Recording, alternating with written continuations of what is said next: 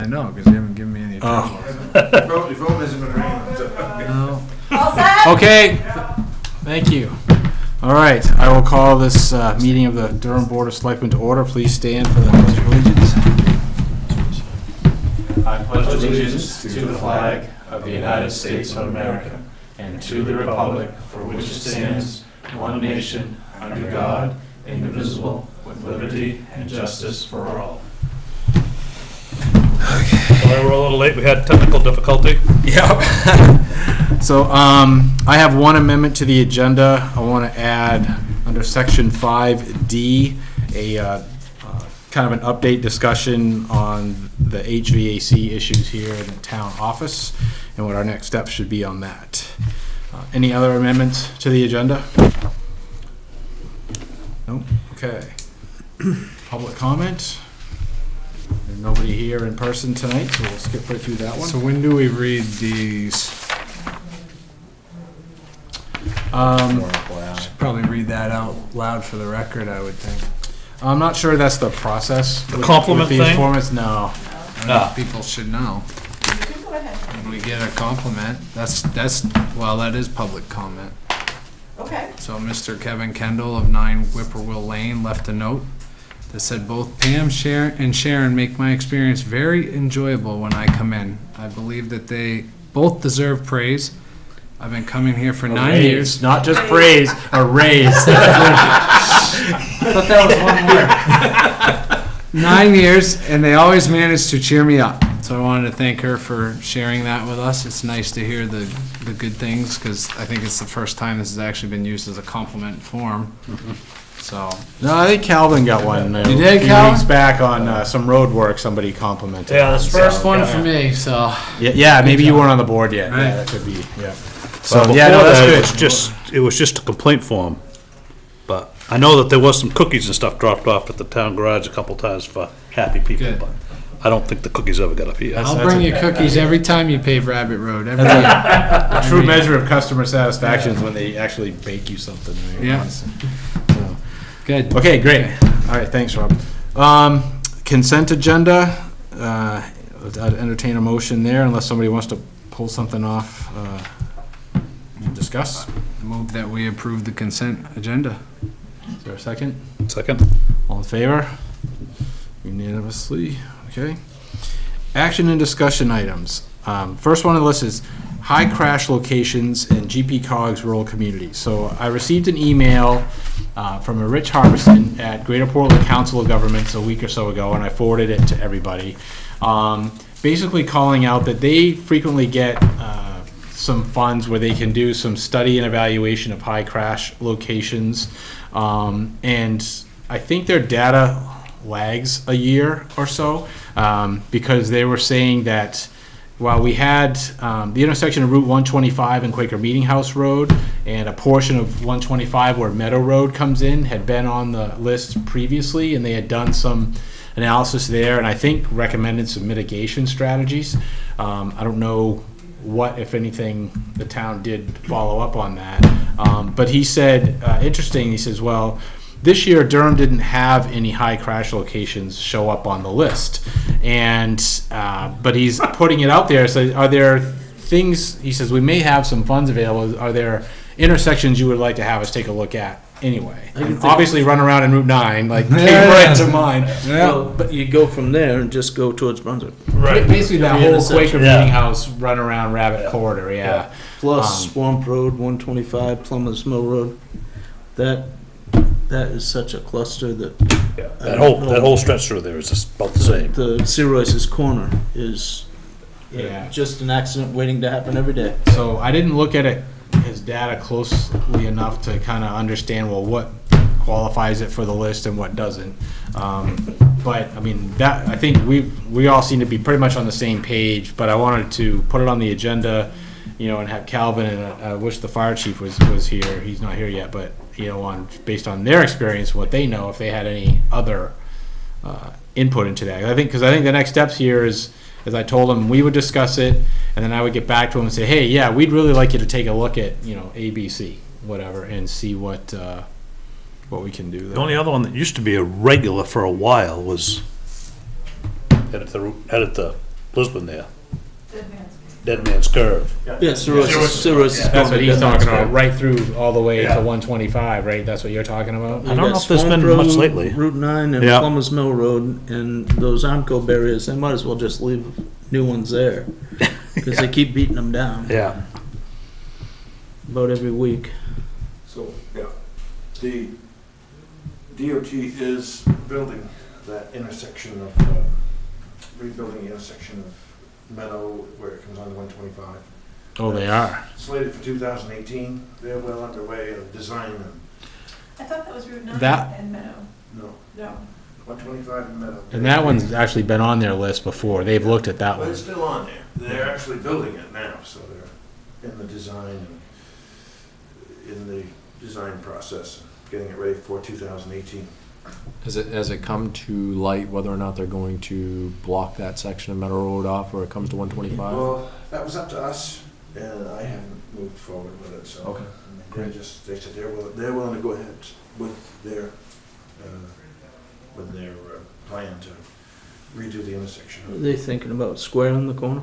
Well, I was thinking we're just closing it off and having everybody go down Sofa Road. Mm. But That's that corner at Soper Road coming back onto 125, going to Lisbon Falls can be hectic too. Because it's a more than 90 degrees. Right, right, you have Well, to I turn haven't heard back. more from them about that. That's where that's slated. Okay. The intersection of Soros Corner is, I mean, I don't know, at Route 9, the only thing you could do at Route 9, Rabbit Road, all those intersections, is have light. That's all they could do there. Well, no, there's actually several strategies they listed in terms of different signage and different road markings and things of that sort. And they're not asking, they're not even proposing that a project's underway. This No, is no, just, no. do you want to study it? Right. So, Yeah. But I think that Cirrhosis Corner is, I mean, we can't even plow it in the daylight. We have to wait till dark so we know if there's headlights coming so we Yeah. can back into the road. The only time we can plow is at night. Other than that, during the day, we have to send pickups down and keep, What do you call in that corner? it's Cirrhosis. Cirrhosis. Corner. Cirrhosis live there. I guess the guy. Sirois, yeah. Cirrhosis Corner, that's I didn't know, the if old- I didn't know if it's because you had to have a stiff drink before you did go around the corner. Or Yeah. Should call it Jack Daniels. It's been Corner. dubbed a couple things over the years. And my Well, kids call it cirrhosis Dead Man's is- Curve. And Yeah. that's what I always Yeah. thought that's what it was deemed. Yeah. That was Cirrhosis Farm there. That's, So if I had to give him an order of priority, That one, Route 9 runaround, number one, or is this Cirrhosis? The series, I don't know how someone hasn't been killed. When you're coming from Lisbon and you go to make a left-hand turn, it's just luck of the draw. You hit the gas and you hope nothing's coming. People just get lucky or they don't. I think it's- Where It's Swamp actually- Road comes in? They're actually supposed to, and I saw one person do this, it was in front of me here last week. First time I've seen anybody do it. That's why that dotted line goes up around the hill. Yeah, You're go actually up supposed to around the go hill. up to where you can see, and then you make that turn, that left. So it's not straight across, it's kind of a left, quick right. I've only seen one person out of 100 that I've followed up through that do that. Yeah, I don't know. The guy that hit my wife didn't do that either when he went across, but. I know some people, they'll Must have start been to me. go, then they That's the only way I sit do and it. they panic and hit the brake, then they're halfway across the lane, they don't, Yeah. it's just, I don't know. I just can't believe that that's in the road. So is that number one? it's been a while since they've had an accident. Yeah, I think the chief said that the accidents there, they have accidents there often, but because of the speed that goes through there and everybody's cautious of what goes on, they're minor compared to these massive accidents Yeah, that keep getting. I think on. they've slowed down. There was, for a while there, one of the fire guys said, we go there at least once a month. Right. There was a car right through the guardrail, right all the way down Yeah. the bottom last fall, that they had to pull up out of there. I drive my kids to school there every morning. When it snows, there's always a wreck right in there. Yeah. Every morning. Every morning. Snow So- on that, jeez. Oh, that's where my wife's car ended up, down over there, just beside the tree. So what if I gave him that one and the Route 9 runaround pond? I think that'd be a good Does that- start. That makes sense? Be a good Okay. start. I think so. All right. Very good. Oh, I didn't. Passing by. Yeah, well, actually, we'll just keep going. I think we're good. Rules for public hearing. Yeah, Are there rules? you can make whatever rules you want. This is my kind of rules. All right. So I don't know if you guys wanted to think, we are having a public hearing in 2 weeks now, and it might be a fairly contentious public hearing, although it shouldn't be. I think people are going to probably want to make it bigger than it is. I don't know what kind of rules you want. Well, I think, I don't know, but I think one thing, if it starts to get that way, because I think initially this is a discussion about the moratorium, like Right. not whether we Topic want to at hand. have any specific regulations yet. So I think this is just to buy us time so that we can get good public input on what they want, what people want the Well, and ordinances wait and for the regulations state. to be. Right. Well, that too, yeah. But you're right, I mean, it could go off on a tangent. Should we use our moderator that, No, Kevin will be the one. okay. I think I can do at least as good as the guy did at Yeah. the last one we had. No, but I guess that's my So point. like I think it should be the 3-minute rule. max. Yeah, topic at speak hand, once, Right. Schools, Yeah. roads, Back to the fire podium. Get department. off topic. Yes, exactly. kind of things. That'd be the only rule I'd want. Yeah, Just let's stuff stay on pertaining to the topic. issue, not, You want Keep it that on time. top, yeah. yeah. Do people feel like we need If to it's have already been a said, like I'll number say of it. times you can speak or time limit or anything like Do we want to set a I wouldn't time think limit on so. the Just stay on actual topic. hearing? Yeah.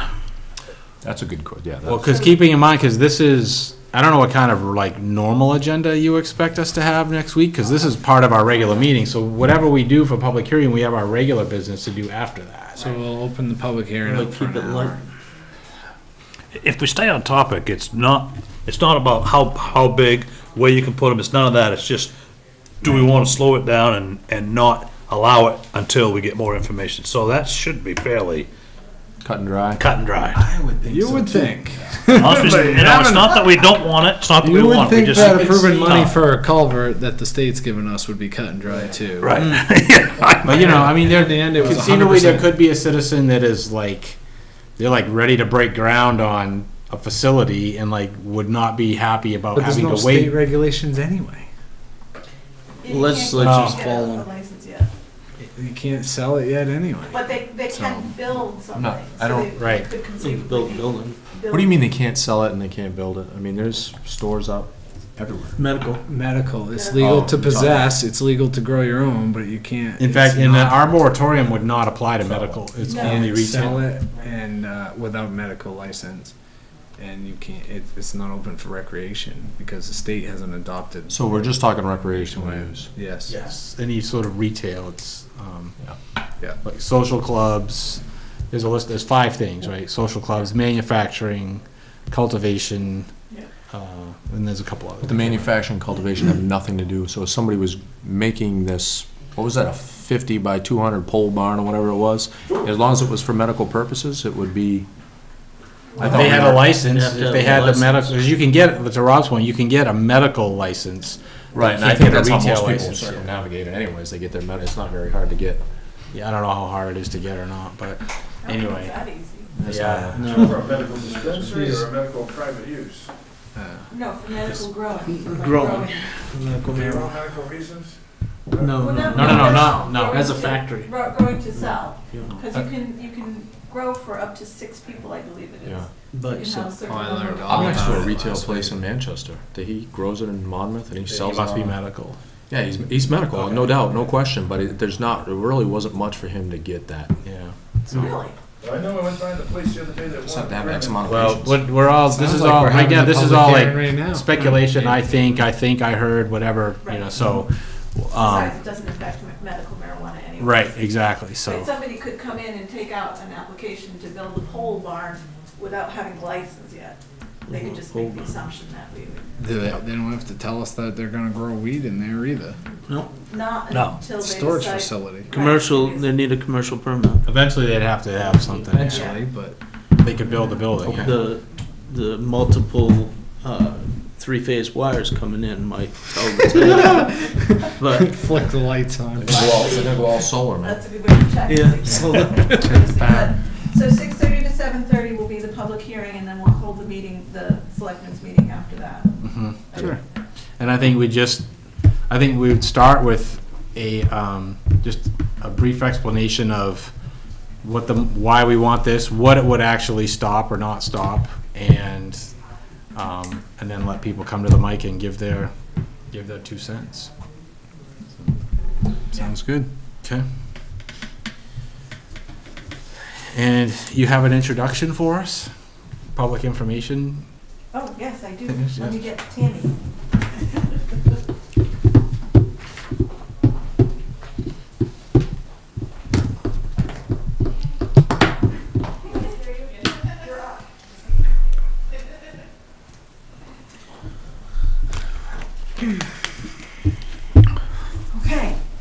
So Tammy is our new public Hi. information technician. Have a seat, sure, welcome. And she's here tonight to talk to us about social media. Okay. All right. Easy enough. So Sure. I'm like, where do I start? So we just came in and I've got the website, or I'm just starting and we've got the website going. So I was just starting to think of starting a social media campaign to get you guys up and running. Basically, we would start with a Facebook page, then go to Twitter, and then from anywhere from there. I did a lot of research on this for towns in Maine, and it seems like almost every town has a Facebook page. A lot of them they still have the comments open. I noticed Pownell has a disclaimer as soon as you go in there that it's at our discretion, that we can take down any comments to be appropriate, all of that stuff. They seem to monitor them.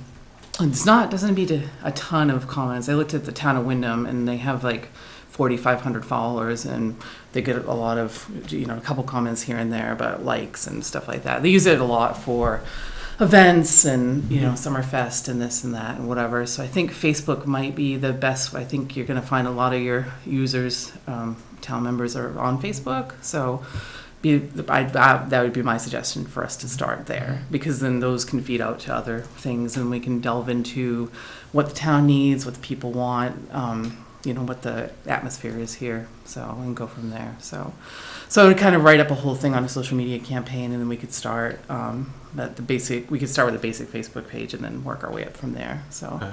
Yeah. And would you be the moderator of that page? Yeah, definitely. I have an iPad, and it would just be hooked right into everything for constant monitoring, no matter what. So we get those notifications. Now there's I don't know what the term would be, but a bootleg Town of Durham Right. Facebook page out there. Is there Fake anything we can news. do about that? Yeah, Yes. Yeah, you Fake can. Facebook. You can actually report it to Facebook, and they will contact the town itself. We would give them an administrator and so that they would call. We dealt this a few times. I worked with the state, Yeah. and then what we'd put on ours, because you can say if it's official or unofficial page, and to get that official designation, they actually physically call and talk to someone. So I would just report it to Facebook. Okay, Find that's out something we yeah. can do. Yeah, immediately take it down. And then, the biggest thing is people could always put up other ones, but we'll have an official, Yep. this is ours. And if someone comes and just say that's not, and then we'll have our seal and all of that. And that's what, and they just report the false ones that pop up. So, Well, We don't really want to take it down. no, I don't. Yeah. I don't think it really bothers. I'm not talking about the All Things Durham site. yeah, no, they I'm wouldn't ta- take that site is fine. That's a Yeah. private citizen site, and they Right. can do. There's others. There's one. If you look, there's a site that's called Town of Durham, Well- and it's got the town logo. There's almost Yeah. no activity on it, Yeah. but it's got the town logo as their profile pic. Yeah, and as you see them, like I say, if we have the official designation, we can put blasts out there, just be like, this is our official page, and that's the one that's going to be connected to the website Oh and my any God. media going forward. Yeah. Because I'm not a Facebook fan at all. Yeah. I never get on it. Yeah. I hear about it because my wife gets on it. Right. But as long as this town Facebook channel does not end up like that fake Facebook or that smut Facebook No, that's out no, there, no. people No. complaining and bitching about stuff that they don't really know nothing about. Right, no, I don't it's all want in the that. monitoring, and like I said, they're very good about setting an official designation for towns and stuff, and like I said, people will make up fake ones or whatever, they happen, but, as long as it's connected to our Yeah. resources, and we can be and if we saw one that got a ton likely, if someone puts one up, they're not gonna have a ton of people right off anyway, and a lot of people will be like, that's not, the town. They'll get to your Facebook site through any yeah. stuff that we put out. It's going to be the official one. So, and we'll just keep an eye out for, and then just report them. Now, sometimes, it's up to Facebook whether they take them down or not, whatever. So, That All Things Durham site, they've never put themselves out there as being like the official town site. right, No. right. It's just Just activities its and origins stuff. come from there was a school related group, Yeah. and people wanted to talk about stuff that wasn't school related, and Right. so a guy started this new one for other stuff, like. So I it's mean, like a people- social conversation. Exactly, everything for, hey, I'm looking for a plumber, to, hey, why is, I just heard Right. sirens on 125, what's going on? I mean, it's. It was Right. lost power. That was a big thing last Yeah. night. It's Right, like- exactly. Yeah. So it's stuff like that, and I don't think that's the type of thing we would want on the No, town page. no. So like, More we're like paving community this information. road Official tomorrow. stuff. Right, exactly. The same thing, because, some people do Facebook, some people do Twitter. I don't think we'd probably really get into the Snapchat stuff or whatever. Maybe Instagram if we're having a lot of photos of the roads and the historic commission. I just talked to her, or is it the commission, historic. Candy? Yeah, she came in today about all the photos that they've taken for the 1900 houses behind, and that would be great to have, something like that. But we would use it according to town business and fun stuff that's going on. So yeah, Okay. yeah. Do we, so is that, I have a couple other questions on the website Oh, while you're yeah. here, but if we can finish the social media Yeah, I'm topic here first, for if you all of have it. more to say about that. Yep. Anything else, any other questions on social I media? have a question. Yep. I just recently took a class with Public Works, supervisory class, and the lawyer from MMA was there. I don't really know, I may have it all wrong, but he said that you want a platform that puts out information but doesn't receive information, because there's some stuff that's time sensitive and there's really no case law yet to say if someone reports something, you have so many hours to fix it, or else you're liable, and he was saying from a legal standpoint, you want a platform that puts out information but doesn't receive it.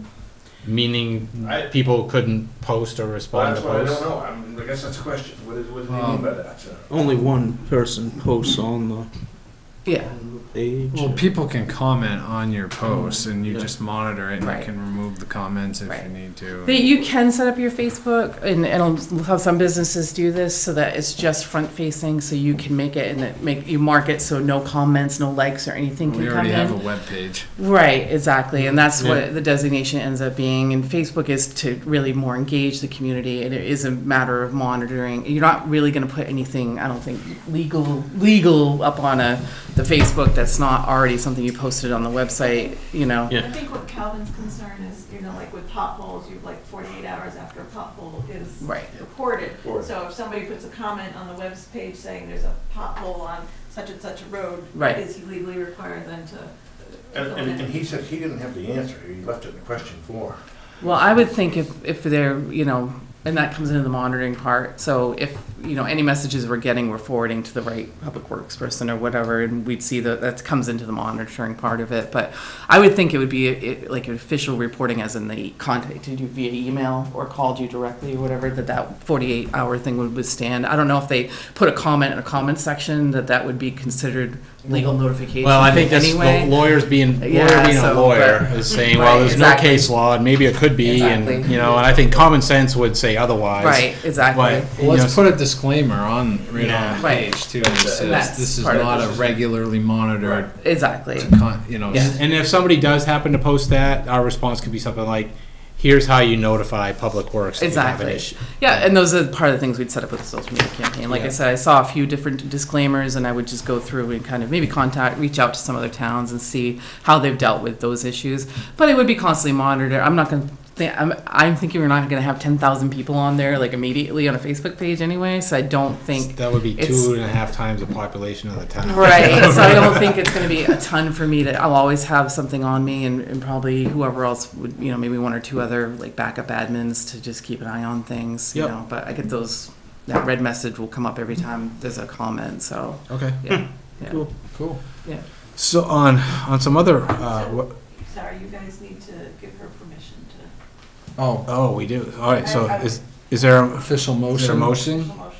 Motion. Move that we start an official Town of Durham Facebook page. I'll second it. All in favor? Opposed? As long Okay. as it's monitored the way we said, I'm all right with it. I did have, and Ruth I don't may have like relayed Facebook. some of these questions to you Oh, yeah, already, but definitely.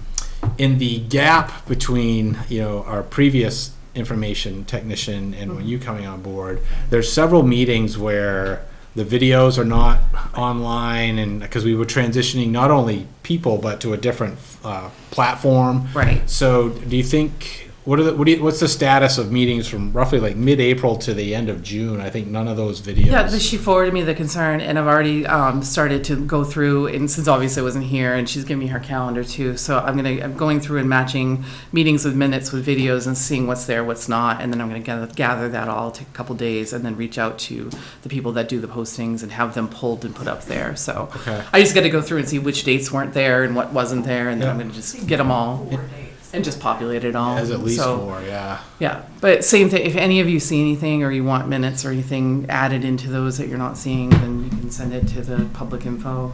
So are you, is it your role that actually will be putting the videos and the minutes on the site? Yeah, right on the website, yeah. Okay. Or and I have the contact to actually upload and pull off the card the actual video, because I don't take the video or whatever, Yeah, but okay. I know how to access it and have them post it. Yeah. So on a normal, and once we're in normal operation, Right. how soon after like a selectmen's meeting would you expect, what's a reasonable expectation for when the video should be posted? A reasonable expectation, probably within a day, a day Okay. or two. Yeah, at the most, probably Same for two, the depending minutes? on the holidays and everything. Yeah, same with the minutes. So, well, the minutes depending on when the minutes get approved and tight. Okay, yeah. we don't put draft minutes on it. No. Okay, but once they're approved, they could go up within a Right. day or two. Yeah. Okay. Yeah. Okay, But they take a couple weeks to get approved. right. Right. Yeah. Usually, if anything comes in, I'm on it. So my official kind of in office days are going to be Mondays and Fridays, but then the rest is kind of flexible in there. I just physically want to be here to, but I'm keeping an eye on the email and everything. So anything that comes in, postings like that, I can usually get up within a couple hours of getting it, depending on how crazy it is. If not, it will be about a day or so. Yeah. And Ruth, just for protocol type of things, if somebody on the board or department head has some feedback on the website, should we be funneling that through you, or can we go right to Tammy, or how would you like to handle it? What I would like to handle it is I would like you to email both of us, Okay. so that I'm aware of it, but that Tammy gets right away. Okay. Okay. Anybody else Thank you have very any much. questions? Oh, You're welcome. very good. Great, thanks. Thanks. Welcome aboard. Thank you. Okay, department and committee reports. Fire department. HVAC? What did I say? Oh, that's the one I added. Yep, sorry, it wasn't a thing. Okay, so, when we met last, during public comment, citizen raised a legitimate question on its last town meeting. Some funds were approved to do some work on the HVAC equipment here in the town office.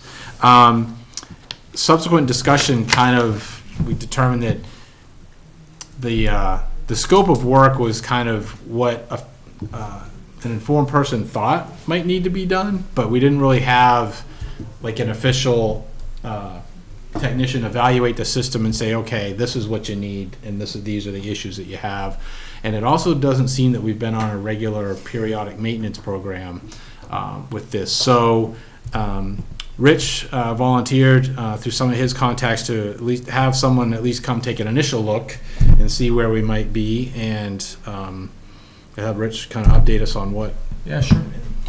We had Jerry Welch's crew of Northeast Mechanical out of Brunswick here last Wednesday at 3 o'clock. They looked at two systems up in the attic, the two HVAC systems out back.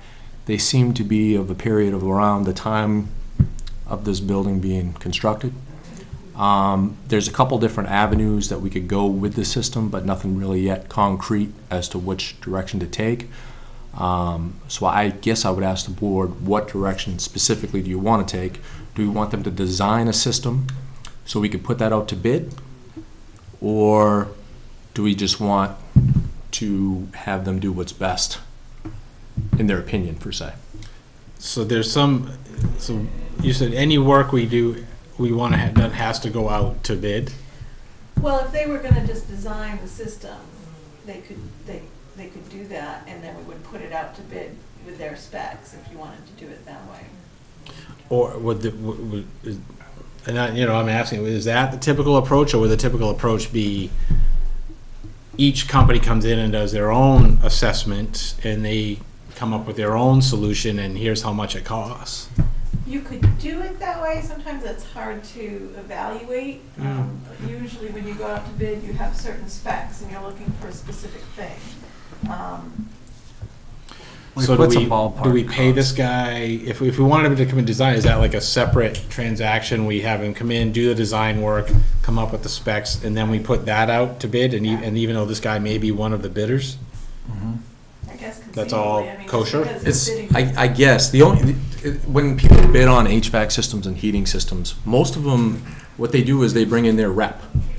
And then they, tell you what they're gonna use, so everybody doesn't always have the same rep. Right.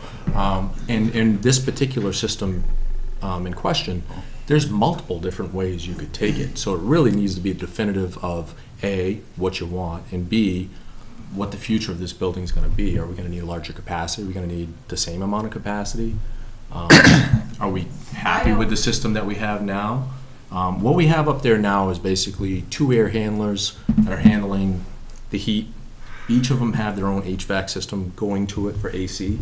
So it's somewhat, that allows you to have a dual climate, so you can have this room at 72 and maybe the Ruth and the office girls at 75. Do you really need that in a 1,600 square foot building? I personally wouldn't do it. I'd put 1 air handler up there and 1 HVAC system and set the thing at 72 and call it good. But, that's the way we've been operating for quite some time, but it just really determines, there's so many different directions you could go with an That's why HVAC system. I asked the question of, do you, almost like you get, almost like we did with the networking system, right? Different companies had different approaches and different equipment they were recommending, isn't that right? Well, they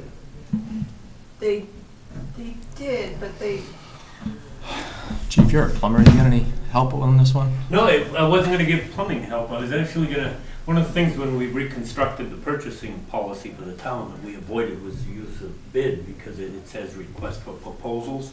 And it says request for proposals primarily, so you have that opportunity for an exchange of information and to meet with vendors. Right. And instead of being hard set, no, these are our specifications, this is what you'd rather say, these are our needs, and we need you to meet our needs and submit a proposal. So That sounds no, like a, I- that sounds like a. That's where That my sounds head good. is. That's yeah. where mine is too. And that's actually our purchasing policy, unless it's been Yeah, changed, was no. structured that way, so it was focused on perhaps a qualified bidders list, if you only wanted to be Durham residents or residents or people within the area. Some kind of certification for an Approved HVAC Vendors contractor or list, or you whatever. can just open it up and advertise it, but the other piece of it is, and that's what we've always used on the fire trucks and the ambulance, and it's worked very well, because it allows us to do that interchange. It allows a vendor to come back to us and say, well, now, if we're gonna make this change, I can perhaps make it cheaper, or if we're gonna make this change, it's gonna be more. You can actually have that interaction, whereas Yep. the state's bidding requirements are pretty stringent on what you can and can do under a bid process, so no, it wasn't plumbing. So, But that's helpful. I agree with you 100%. That sounds like the right direction, because there's really, Right. it's, A lot of different ways to do it. there's a million different ways to do Did it. he have Everybody, any depending on their recommendation? vendor that they use, they all have their different philosophies. He didn't have any thoughts on heat pumps? I don't think, his technician, and Jerry, I know Jerry, in fairness, he's one of the more reputable guys. He's a big commercial guy around here, but when you already have ductwork in place, that's an expensive, That's, that you've already got to put heat pumps in and then start running new, it just and seems like this is so cut up, it's kinda hard to, why you wouldn't utilize the ductwork is yeah. kind of Yeah, seems. I agree. I think you should use it. Yeah. And if we put this up, we get 3 or 4 bids, the selectmen have always had the right to accept or reject any and all bids if we think they're not in line with what we want, so we can always look at it again if we need it. yeah, I like the RFP because somebody might bring a solution that we didn't even think of. Sure, absolutely. There's so many different So how do we write the apparatuses out there to heat RFP? and cool a building these days. You just really, What's the question, Rob? How do we write the RFP? Yeah, that's my next question too. So, I've never done one for a heating system. I can go. You done one? I've done a couple, and really an RFP, if I'm a vendor, an RFP really just needs to, you can be specific and tell me you want X, Y, and Z if you want X, Y, and Z, but it really needs to be an outline for what your needs and expectations are. And you're Right. requesting that And you I know what write that a is? proposal based on what your needs To and meet those expectations requirements. are. You need to give me your timeline for my submittal, your timeline for the start of the work, completion of the work, whether or not you expect a bond and stuff like that. But to me, an RFP is, I think every one of you, if you got your head together at a workshop, you know what you want for this building. So anybody that comes in here to develop the specs in the first place, you're gonna convey your needs and expectations.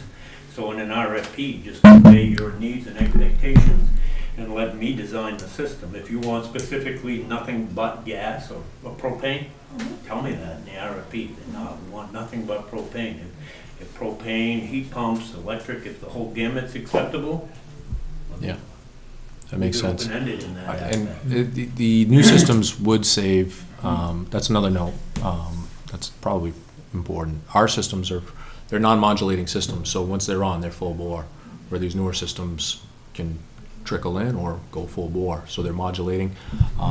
So just in electricity and gas alone, you'd probably see a significant savings in the first 3-4 years.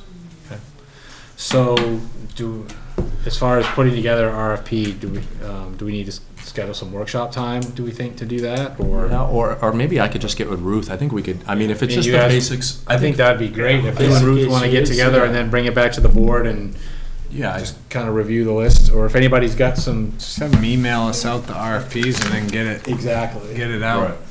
yeah, keep it simple. Okay, so I think, Try to so keep it simple. Rich will take the lead, working with Ruth to develop the RFP, and then bring it back to the board to send it out. Sound good? We'll bring back on the 19th. Yeah, if we can get it done by then, yeah. Okay. And I'll get some Speaking input of- from those guys. Okay. They're very Speaking nice. of RFPs, have we had any interest in the roof? A lot. I've had at least 3 people here already measuring the building. Great. Yeah. Get her done. Okay. All right, so now we're at the fire department, report. Yeah, well, That would have been embarrassing. That's why I checked that. At least my cold one. And you do- Assuming you guys received, do I need to pass the paper copies? No. Do you No, we either have have paper copies. copies or hard copies? Well, I'm gonna start on the first piece and then actually work into the report. Because as we've discussed in a couple of different executive sessions and stuff, I'm ready to retire. So you have my intention to retire. Typically, in most communities, I'd probably go to the HR department and fill out paperwork, and that's the way it'd go. But without an HR department being the HR department, I would like to retire effective February 28th of 2018. I've started doing my HR work with Maintain Retirement and Social Security and all the others, so I've started that piece of it. So really enjoyed my time in position of the fire chief. I wish it wasn't time to say it's time to get out of the way and let somebody new and younger take it, but it is. It's that time. So. I think, thank you very much, you've been, we appreciate the long advance notice to give us a chance to have a plan for filling your very big shoes, and so we appreciate that, and obviously there'll be more formal thank yous to come, but just informally, we really appreciate your service over the last year.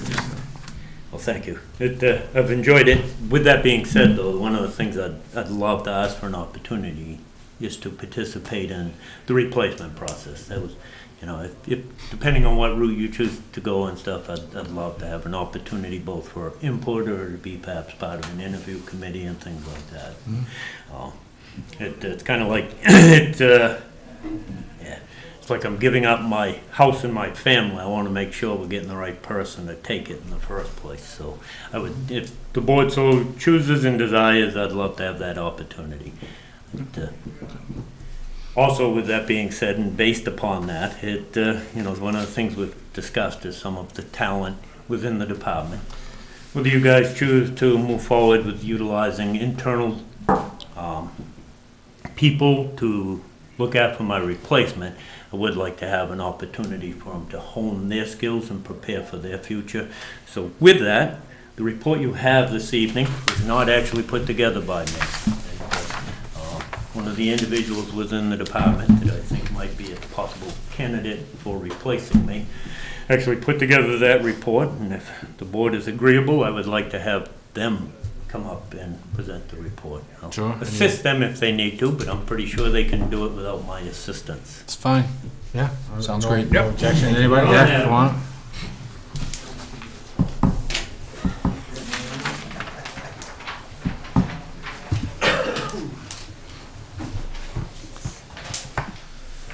All right, so So just, we all know who you are, but just for anybody watching at home, just tell them who you are. Adam Salvi, I'm a captain with Durham Fire. We had set aside funds for hose testing. Due to their schedule, we weren't able to get a spot in until May of 2018. And the hose needs to be tested every year and recorded, so that won't work on our end.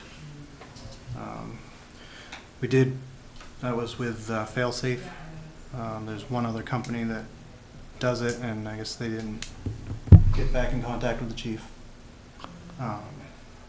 So with that being said, we've started hose testing. We have about half of it done already. Hopefully by the end of the month, have the rest of it done for this year. So this is something that doesn't require outside certification. We can do it in-house. We just usually hire it out. Correct. Okay. How do you go about it? Use Lamb water out. or air or? Water. You do? It's incredibly labor intensive is the downfall.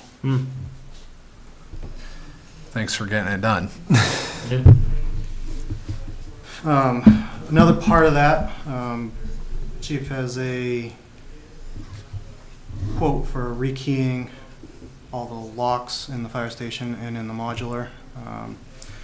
With the per diems being in and the fact that it hasn't been done since the building was built, we're starting to run into the systems that we had in place before aren't quite compatible with having the per diems and the level of access that is needed. So my recommendation would be to take the money set aside for hose testing and if we can use that to rekey the locks.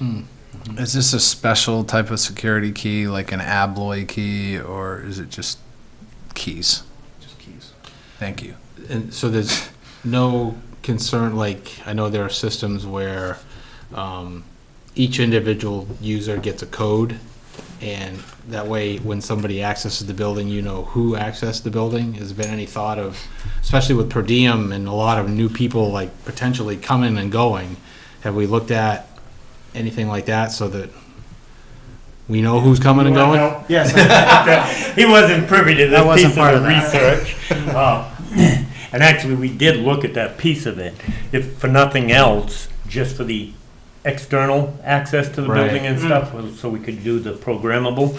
And to get something commercial grade, it drove that cost up substantially higher. Long term, I would definitely recommend it. First step in the process, I'd recommend the rekeying, because you talked about the per diem. What we have is, with the locks, we need to be able to give, say, a per diem access to an office for reporting purposes, the equipment maintenance room, the equipment room, and the station itself.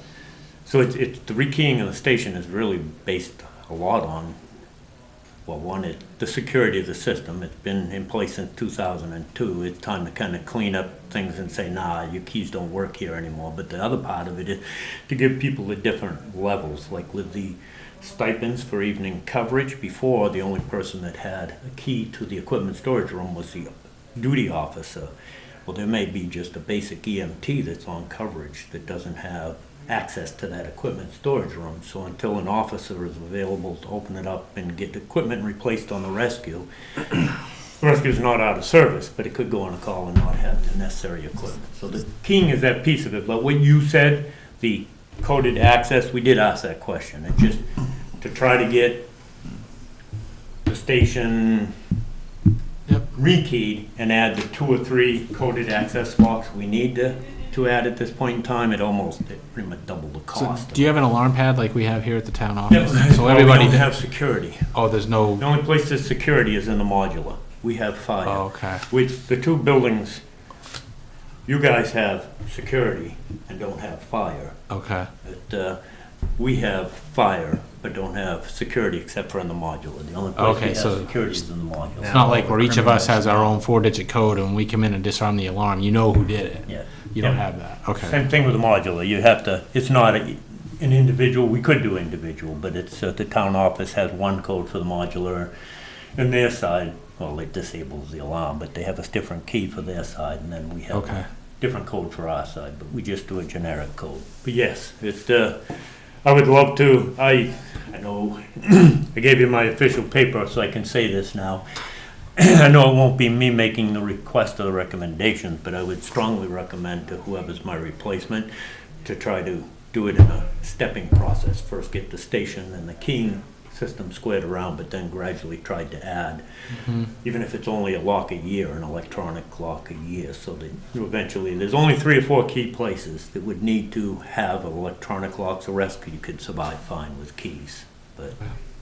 So do you need like a motion to approve this? Not really. Because it's a To do it. bottom line budget anyway, right? Yeah, it's a line item, it's not a line item budget, it's just a bottom line, so really to transfer within one or the other, but I've always tried to make sure the board, unless it was an emergency decision, was aware of things like this that were taking place.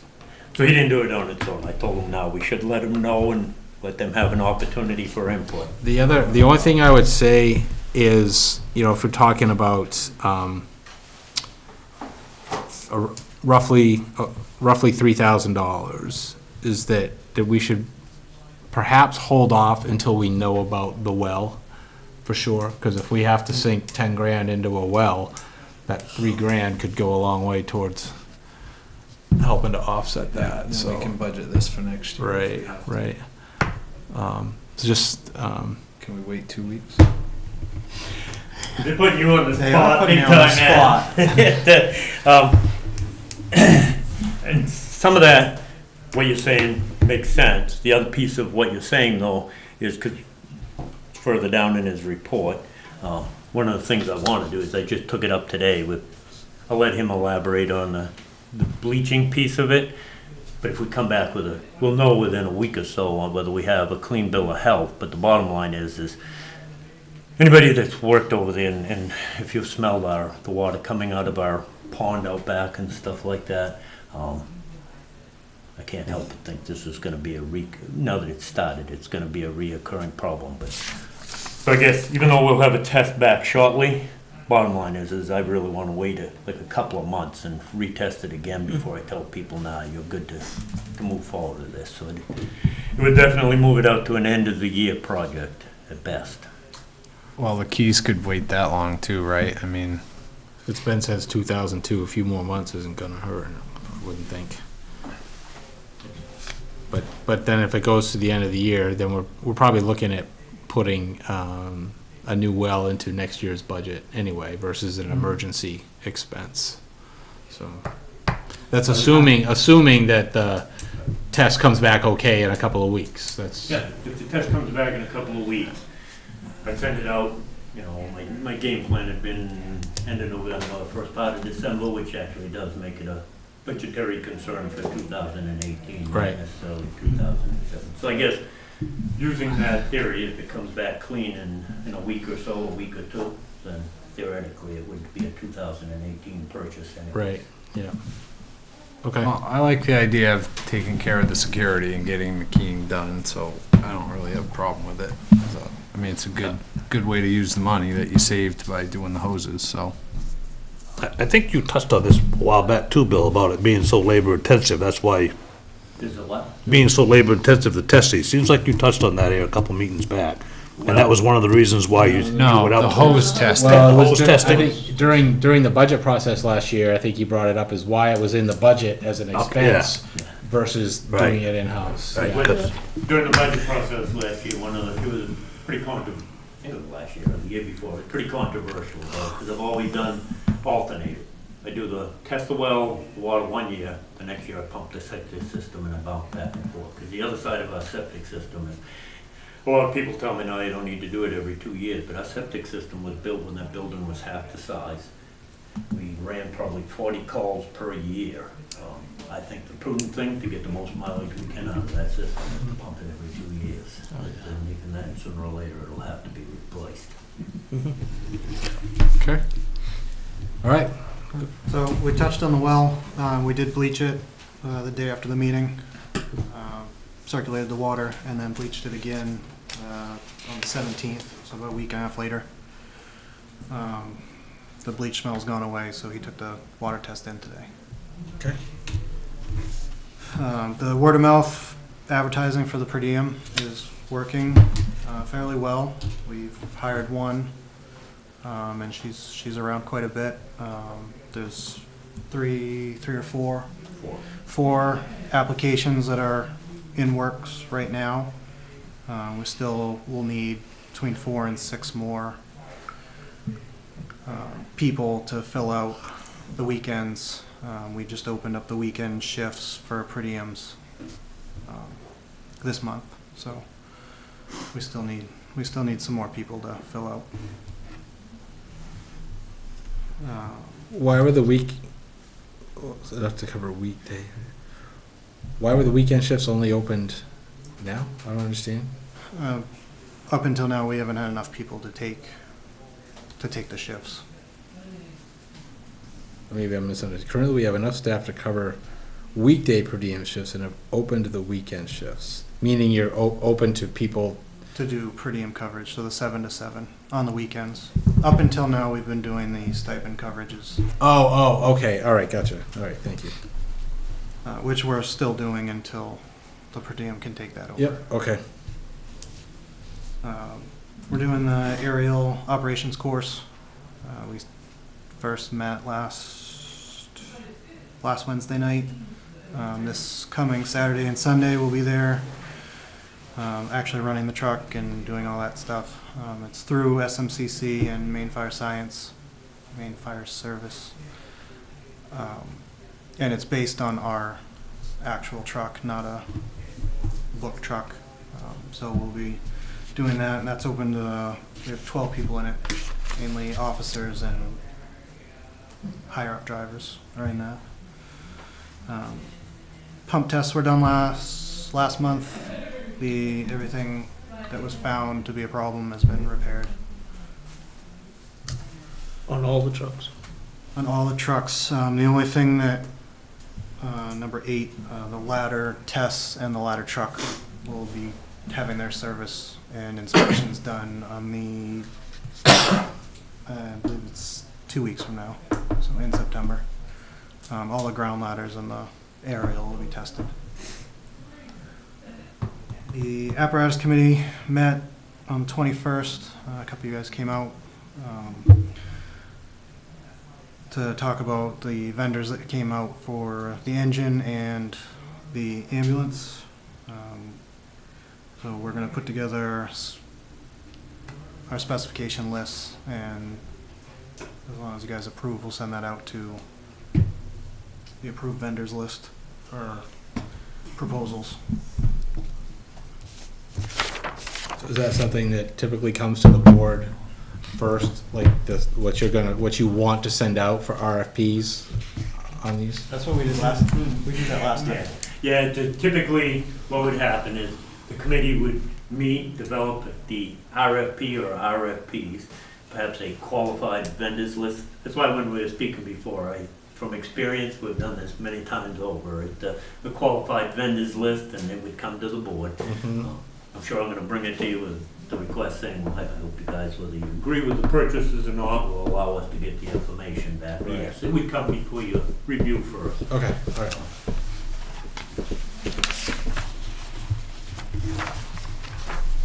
Okay. Any questions from any board members? Thank you. All right, thanks. Thanks. Good job. Chief, is that it? Anything else? That was it on my end. Okay.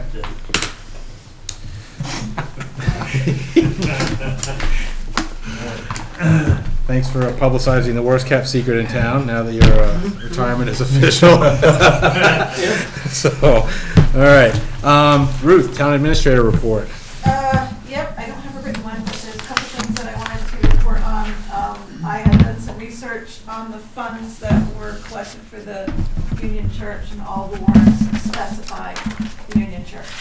So that money, without permission from the town, has to be spent on the Union Church. Meaning this one here, not the Methodist Church. Right. So there's no money we can spend on the Methodist Church There's no money that's been earmarked. at this for the point. Church. Okay. Right. So what are our options as a board / town? Give them up. I mean, like, what are like the top three? I mean, obviously give them up, but I mean, we don't have any money per se. I mean, so we can ask the town to contribute money, We can obviously. ask the town next year in the budget to give enough money to determine what needs to be done to the town hall, to the Methodist Church in order to, what would it cost, what would it take to make it usable? Okay. You know, and, you know, maybe towards that, you would want to have some sort of survey or some sort of outreach to town members to determine what they might think that would be usable for. You could, go ahead. Do we need town permission to sell that building? I do not believe so, because the warrant every year carries a provision that the selectmen can do what they want with town land. Where that's, Land, or, Well, because that's more than just land, or just whatever- Property. Okay. Well, property, yes. even if though that's got some historic information connected to it?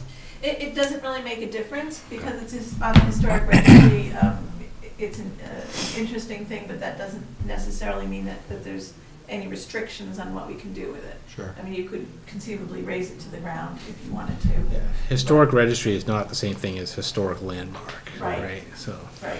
But there's nothing in the deed for say that prohibits us from selling. It Well, doesn't say that's a that question, because we gave it to you for $1, but you gotta maintain it and keep it for the Because I've- perpetuity. I mean, It's I've been probably reading on the check. deeds, but I think that's something that we might want the lawyer to look at, because I found the deeds that, so there's a deed from 1818 that, try reading that one. right. That turns it over to certain people that are part of the Methodist organization, the congregation. Right. And in that deed, it does specify that the land has to, or the land of the building, it doesn't really necessarily, I can't tell, specify, has to be used by the Methodist Church. And needs to be available for certain meetings during the annual whatever of the Methodist Church. And when it was turned over, so first it was turned over to the Durham Historical Society in, I think, 2002. It doesn't change any of those specifications, it just says per the deed dated 1818. And then it's turned over to the town in 2006, and the same thing, per the deed. It's Seems not, like what- yeah. So to change the terms of the deed, I don't know if we can, or if, go ahead, Chief, you got thoughts? I was just gonna inject some of those old deeds. I've had exposure to some of them with the old town hall, because that came out of the piece of land my father used to own. And a lot of those old deeds were written that the property had to be used for that specific purpose, or it Yeah. reverted back to the, or for that specific building, or it reverted back to the original landowner. who's the original owner from 1818? They can have it. John Jacob Jingleheimer Smith. So I think, I don't know, somehow we need to figure out like what our options are, what we can and what we can't do. Because I think the Methodist Church, that group expressed an interest in taking ownership of that building. And I just wonder, like, should the town incur the expense of doing a full assessment of that building when it doesn't sound like on the board here anyway that there's a whole lot of interest in owning that building and investing a lot of money into it. Maybe different story for the Union Church, probably, being the old town hall and all that. So I don't know how we. My feeling is I would, if we could, in a way that doesn't like offend a huge portion of the town, but transfer ownership to a group that is vested in its future can. as the church and what it is, and want to somehow get grants and invest money and make it a great building again, I would just as soon say, yep, go forth and good luck. And then we can kind of focus on the Union Street Church and what we need to do there. So maybe we need to ask a couple questions of the lawyer. First of all, does the deed require that, it doesn't require that we keep it, but does the deed require that it stay a Methodist church, or at least usable by the Methodist church? And then, I suspect that if we can sell it, I mean, you could certainly attach specific requirements to the sale of it. Sell it to an organization that wants to refurbish the church and make it a historical landmark, maybe instead of a historic registry thing. And try and do it that way. Isn't it didn't you say the Historical Society owned it Previous to us, and gave it to the town? and gave it to the town. For a buck. Why can't we just give them $1 back? No, seriously, that's one of the questions I have too, is like, Yeah. that was really the question, like, can we Did do we that? ever accept the transfer?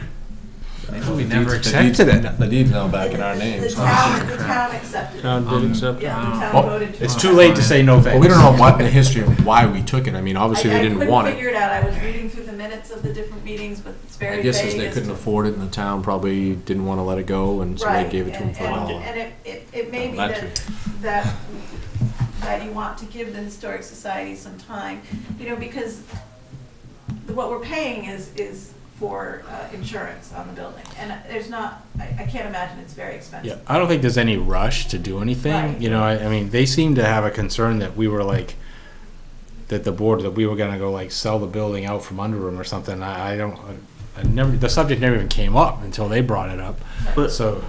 but it seems like the Historic Society has some money they could spend. I don't think they have a lot of money. I don't know if they have money or they think they have access to money they have via access. grants and stuff. But and so- they may have better access to money. Well, that's one of the things we need to determine. Do they have better access to money if the town owns it, or if they own it Or as if the they own Historic Society? Yep. That would be up to them to research. Yeah. It'd be nice to at least have it accessible and It would be really nice to have it accessible. So, Yeah, because right now it's getting close to actually It- taping it- off them steps. Well, oh it yeah, should be done. it should be done now. I didn't know Right? since we owned it, if it would be prudent of us just to buy a couple 5 1/4 boards and just replace some of those so nobody falls through Agreed, that. yeah. I could go over and do that. Yeah, it's just, I mean, it's cheap money and it's an It's- insurance Can, policy in can you itself. do Before that? somebody falls through 'em. Do you have to call the National No, we own the Historic building. Registry? No, those temporary aren't, fix. those No, aren't I think you historic. can do Right. that. They're rotted, so there's not much. You No. can replace them No. with historically accurate boards? No, You need to chop down the tree by hand and hand. those saw aren't the- historic. You must have some old boards out back. Yes, I do. Will that take care of it, though, or do we need to? Take care of that spongy bounciness and nobody's gonna fall through it. Fall through the boards. Because some of those boards are on there.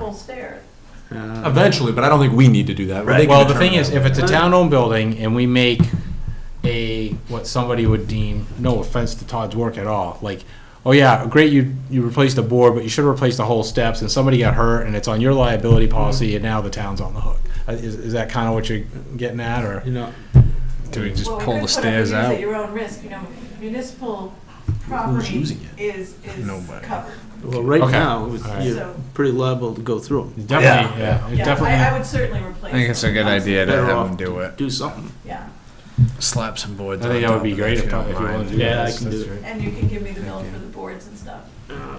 You know, put a few screws in the handrail too. Okay, that So, sounds like a plan. all right. So as far as the Union Church, As far as the Union Church. how much money is in that account? 56, It's like I think 50, it was more than that. I Really? think I remember it being more than that. more than 50? 58, yeah, 6, I thought it was closer to like 60 or so. Okay. So we should get the evaluation. That's done what I'm on thinking, that. is like, how do we get the process, because, and I think we need to be clear about, with that building, the role of the Historic Society versus the role of the town, and being a town-owned building, I think it's incumbent upon us to drive that, bringing somebody in, get an assessment. It's not it's not the Historic Society's building, even though I don't know what kind of formal arrangement we have with them, if any, for, you know, what they're doing in there, or if it's just kind of a, hey, everybody's happy with it, so that's just the way it's happening, or what, but I think in terms of getting a formal, okay, this is what's wrong with it, this is what needs to be done, and this is a rough idea of what it's gonna cost, because then we need to bring that to the town and say, okay, this is what we're looking at, how do people feel about spending this money, and then laying it up against everything else we have to spend money on too. So, I wasn't here when it got started, but I remember hearing some talk about that they were looking for a place to do just what they're doing. And since it was empty and we had security and all that stuff on it, I don't remember exactly how it came about, but we let them go ahead and use that for the historical stuff, like when they had Durable Home Days, people come in and see some of the history and I stuff think like it's that. great. Right, use. yeah. Great. And I don't know how it came about, but I don't know if it's ever been formalized or needs to be formalized in any way. I don't know. I'm not sure how that happened. I don't think it needs to be formalized, I just think maybe that we need to take more ownership of the building. That's kind of what I'm thinking. I think if it's a town building, we shouldn't be abdicating responsibility to the Historic Society. That's the town. It's a town building. It's the town's responsibility. So you want me to look into ordering, you know, a basic understanding of what needs to be done and how much it would cost? Yeah, and I don't know. Anybody have thoughts on like the type of contractor that we need to have do that, or is it an architect, or is it a structural engineer, or what is it? Are we just looking to salvage Make it what's there? Are handy. we looking to plumb, water? I mean, what are we, what's the scope of work? That's a that we're good trying- question. Well, but yeah, I don't know. What Usable people have condition. thought. Well, yeah, does that mean? We you want know, a sound structure, weather tight, I would think, and, you know, as weather tight as it's ever gonna be, and in usable condition, and we might need to specify type of use that we envision. Yeah. And there was some concern with erosion on the back side. Mhm. Yeah. That's the number one I'm concerned, Yeah, that concern would for fall me. down the back. is that foundation doesn't look like it's in that great shape. If we had another, Still there though. yeah, it's been there for a long time, but There was I'm gonna a, give it's you been my fixed opinion, a my little. spin on the building. I did it on here versus the fire station, but you have a security system there. Yes. I think I don't know if it's on all the windows or just the door, but you have a security system there. However, you have no fire alarm system there. No. So what do you suggest? You might have local, but you have no monitored fire alarm system there. Wow. Are you making a suggestion? My Sprinkler? honest opinion is, and then I'll say this about the fire department, because when I was making the statement about here, of not having a fire alarm system, is we go through all kinds of effort to make sure nobody can break in and take anything. But if for some reason something shorts out overnight, an electrical fire occurs, we just lost everything, nobody stole it. If somebody stole it, at least there was a chance of recovering it. With an unmonitored, we're protecting ourselves halfway. Same thing with the fire station. I really wish the fire station in the front piece had some type of security alarm system. At least we've gone to the point of putting cameras in. But you have a building that we're protecting from burglary, but not from fire. So what would a fire alarm look like? I mean, would it be the same kind of thing? I mean, how would they know, how does that, It would be a monitored fire alarm system, just like. Be wired to um, central fire. Yeah, we already paid to monitor the Yeah. burglar system, so it's just an additional fee and it really isn't that. how would it know there was a fire? They put in a few sensors. Fire and- department, yeah, it's Nothing. your smoke detector. Heat detector. Into your alarm panel instead of being just local. Local means if I'm in the building, it tells me there's a fire. I'm not even sure there's local detectors in there. In all honesty, you have a local detector here that closes the door on the fire safe room. That's its only purpose in life. It really wasn't ever installed to alert the occupants of the building there was a fire. Right, and after an hour, it's gone anyways. Well, I think fire department be here within an hour. Maybe. I don't You know, gotta- it's kind of a the parlays. key piece of it is, and this is why I always advocate for the alarm systems, is if you think about it, if one of these buildings that you're saying Barn has for historical records, historical building. At 2 a.m., how long is it before a call goes to anybody in the first place? Mhm. When does somebody notice it at 2 a.m.? Mhm. Yep. So I'll look into a fire alarm for You the know, so to me, I guess what I was advocating for is for the cost of having the additional fire alarm, monitored fire alarm system. I think in many other cases, we're going to the halfway point with our security systems and, Do we, I'm sorry, do we know if we can spend money out of that account now, or do we have to wait for town meeting? My suspicion, and I can check into this for sure, is that we can just spend that money. Okay, all right, Because it was specifically put on the warrant to spend for the Union Church. okay, all right, So, good, good. You know, they've already given us permission to spend it as long as we're spending it. Spending it on that building, Yeah. right, okay. Good to have a fire alarm. Yeah, so I'll look into the fire alarm for that, and I'll actually look into a fire alarm for this building. This here. So, It's with all- that in thought, we did actually call the fire department, like, last week or the week before. Yeah, you guys laughed. Yeah, last week. Because we thought we smelled propane, which it didn't turn out to be, but, you know, they came over and we started to think about it, and we don't even have any fire alarm. I have no smoke detectors anywhere in this building except for in that back room. And I have no carbon monoxide detectors in anywhere in this building, so those are things that I think we need to look into, but if we're gonna be getting the fire alarm, maybe we'll hold off. I gotta finish my campaign now. Okay, go on your campaign. One of the reasons the occupancy rating is what it is on the community center is because anything over 50 requires a monitored fire alarm smoke detector system. So anything at the community center that you currently rent is a local alarm system. And there is no CO that I know of. I think there's just 1 or 2 local detectors. There's no monitored system there. Do we know what the allowed capacity would be if there was a monitored system there? It's gonna be based on square footage. So the square footage, it depends on whether the intent, I'd recommend you do it with tables, because in all honesty, you can, occupant load is based on square footage, standing, whatever the intent is, whether it's standing, seated with tables. I do it seated with tables, but I think you'll find your occupant load could be up towards the 75 vicinity or somewhere in that general area. I actually think that's what it showed before, was past Yeah, I 75. think it was 75. But that to meet the requirement for it to be used as an assembly, the occupant load was set, I think, at 45, is that correct, 45? Assuming that people were gonna exceed it, but the limit's 50. actually 50, the threshold is 50.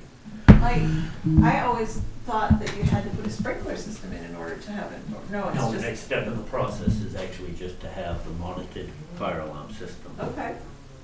And actually, with that building, one of the things you're gonna run into difficulty with at the old town hall is the fact that it's not heated in the wintertime. It takes very specific, sometimes it's almost impossible to put a monitored smoke system, sometimes you have to do heat. They'd know better than I, but the community center now, at the time, it wasn't heated, and they wanted to use it and all this other stuff, so it was set at 45 to stay under that. But it's heated now. So Yeah, it is. you could definitely Yeah. put in a monitored system there Yeah, and and it's increase not the the generator occupant backup, load, which I'm assuming would make it more appealing to people that were looking at renting it. Yeah, and it would be good for the warming shelter too, because the occupancy would be on fire in case we ever needed it for a warming shelter, which it is pretty affordable. Okay, so that, those are all things worth looking into. Yep. But to kind of back out a way for the Union Church, you know, how do we approach, who are the right people to call to do an assessment? I mean, is it Well, a She structural has a engineer? list. Is it, Yeah. oh, you have all that? Chris Kloss is the person who looked at it and gave us those recommendations, and included in his recommendations are a listing of. Have you sent that document to us? 'Cause I don't think I have that. Yes, several times. Oh. I'll send it again. So I'll send that out again. He did an inspection of the Union Church, not with prices, but just with suggestions. And Okay. so then we would go on, I would think, and take one of the people of his list and ask them to come. Okay, all right.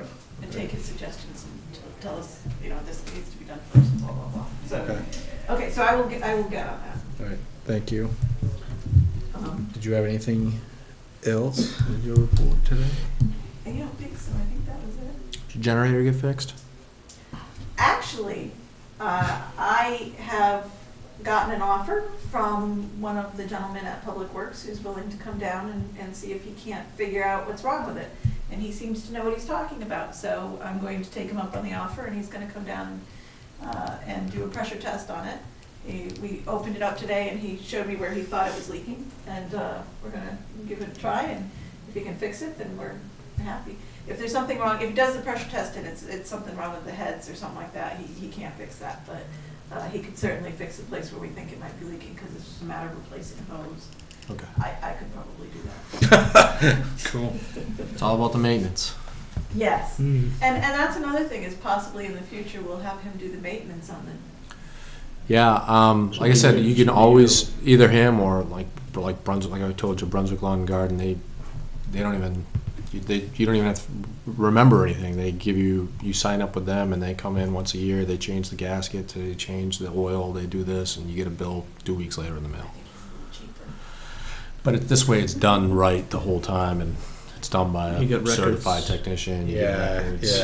We had a maintenance agreement at one time, but that's probably not around anymore, I'm gonna assume. Well, it was bought in 2004 or 5, so, I mean, go ahead. The maintenance agreement, it actually covers like annual maintenance. I can't remember exactly, but I know where it ends up is if you do your research on the maintenance agreement, it puts you on the list is really what it in essence does, because you still have to pay for, I think you get an annual maintenance or annual service check as part of the agreement. However, any fluids, belts, hoses, any parts you have to pay for above and beyond. Right.